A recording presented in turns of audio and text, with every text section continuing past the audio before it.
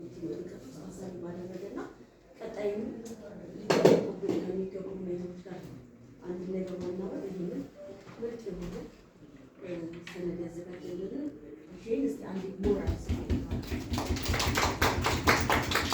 በቃ እንደዚህ ነው። በጣም ነው የምናመሰግነው። እሺ ምርጥ ሰነድ ነው።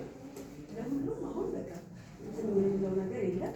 ሁሉም ከዚህ ቀደም ሲሰራ የነበረ በተለይ ምዘናዎች ሲመጡ ድጋፍ ክትትል ሲመጣ ሲደርሱብን ሁሉ ባለው መክሊት አማካኝነት እዛ ላይ ተሰጥኦን ተጠቅመው ጽሕፈት ቤቱን ሊያሻገረና ሊጠቅሙ የሚችሉ ጥንካሬዎችን መሰረት አድርገው የሚሰሯቸው የሚያሰናዷቸውን ሰነዶች ያዘጋጇቸውን ሰነዶች መሰረት ባደረገ መልኩ የስራ ክፍፍል ተደርጓል ማለት ነው።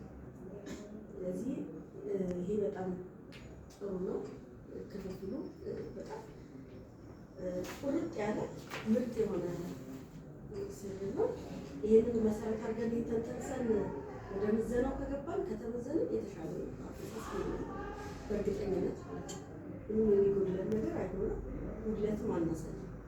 ግን ከአሁኑ ግብርብርን ይጠይቃል፣ ፎከስን ይጠይቃል፣ ትኩረት አድርጎ መያዝን ይጠይቃል።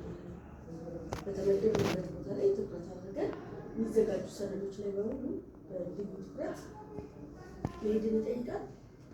በሁለተኝነት ማንሳት የምፈልገው እዚህ ላይ ሀሳብ በኋላ ሲሰጥበት አብሮ ቢሰጥ ጥሩ የሚሆነው ይህ ከስታንዳርድ አመዘጋገብ ጋር ተያይዞ ባለፈው ኮሚቴም ጭምር አዋቅረን ወጥ የሆነ ስታንዳርድ አመዘጋገብ ከፐብሊክ የመጣ የተሻለ አለና በዛ መልኩ መሄድ አለበት የሚል አንድ ተግባቦት ላይ ደርሰን ነበርና አሁን ድረስ የተስተካከለ ስለመሰለኝ እና በረከትም ሀሳብ ሲሰጡ በረከትም ስለነበረ ማስታወሰው በረከትና ሌሎችም ነበሩት። በዋናነት በረከት የሚይዛ ወጥ በሆነ መልኩ ሁሉም ጉዳይ ላይ ሁሉም ወጥ የሆነ የስታንዳርድ አመዘጋገብ መኖር አለበት በልክ ባስቀመጠልን መሰረት ማለት ነው የሚለውን ስለተግባባል እሱ ላይ አሁንም ያልተስተካከለ ነገር ካለ ለቀጣይ ምዘና የሚስተካከልበትን መንገድ ወጥ በሆነ መልኩ ብንሄድበት የሚለው ነው። እዛ ላይ ሀሳብ ቢሰጥበት የሚል ነገር ያለ ጥቅል የቀረበልን ሀሳብ መሰረት አድርገን ሀሳብ አስተያየት